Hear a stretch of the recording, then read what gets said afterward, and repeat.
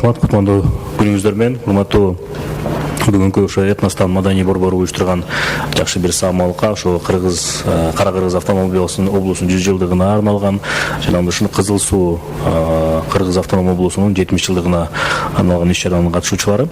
Алтынбек Аскарович Максутов биздин министрдин атынан баарыңыздарга терең салам жолдойбуз. Ушул 12 айдын султан ойгон ыйык Рамазан айында ошо кармаган орозоңуздар кабыл болсун. Анан буюрса бир топ иштер Сүйүнбек Сапарбекович айтты, Мелис агай да жакшы нерселерди айтты. Биз негизи менен биздин министрлик билесиздер, ошо этностор аралык мамиле боюнча иш алып барабыз. Биз негизинен биздин министрлик азыр ошо 7-6 тармак боюнча иш алып барабыз. Бул маданият, маалымат, спорт, жаштар саясаты, этностор аралык мамиле жана кинематография. Ошонун алкагында ошо этностор аралык мамиле боюнча биз билесиздер, президентибиздин алгачкы жарлыктарын бири бул Кыргыз жараны концепциясы, мындан сырткары ошол инсандын адабий-акылдык өнүгүүсү жана дене тарбиясы деп дагы биздин чоң концепция бар. Ошонун алкагында бир топ иштер жүргүзүп, быйыл ошол 100 жылдыктын алкагында мындан сырткары ошол бизде Кыргызстан Калк Ассамблеясынын 30 жылдыгынын урматына бир топ ошол этностук, таандык, этностук мындай айтканда маселе боюнча бир топ иш-чаралар жүрөт. Ошон үчүн бул жерде Каныбек мырзага дагы бир айтат элем, сунушубуз ошол 100 жылдыктын алкагында мындан сырткары ошол 30 жылдыктын Кыргызстан Калк Ассамблеясынын 30 жылдыгында да бир топ иш-чаралар болот. Ошого активдүү катышып, сиздер да өзүңүздөрдүн салымыңыздарды кошосуздар деп ойлойм. Ошон үчүн бул жерде баардык ушуна өзгөчө жаштар отурат. Ошол Кыргыз жараны концепциясынын алкагында дагы бир топ иштерди дагы биргеликте алып барышыбыз керек. Эмне себептен дегенде, Кыргыз жараны концепциясы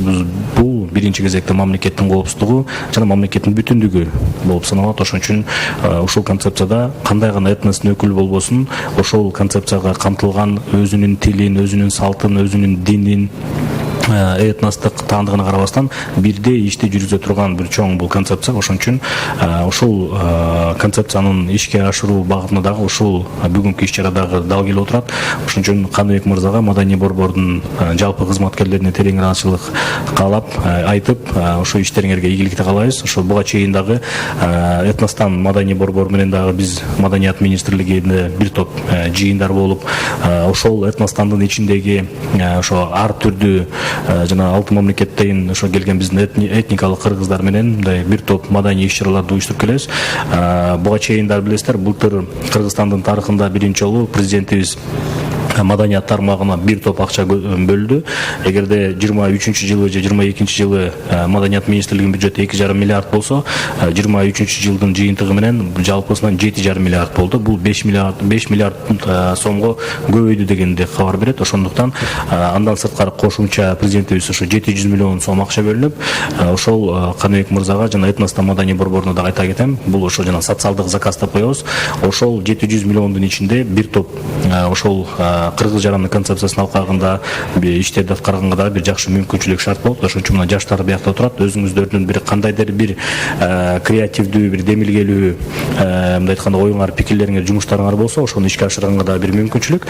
Анан жаңы эле бул жерде Сүйүнбек Сапарбекович, Мелис агайлар жакшы нерсени айтты. Бул Манасты атабыз.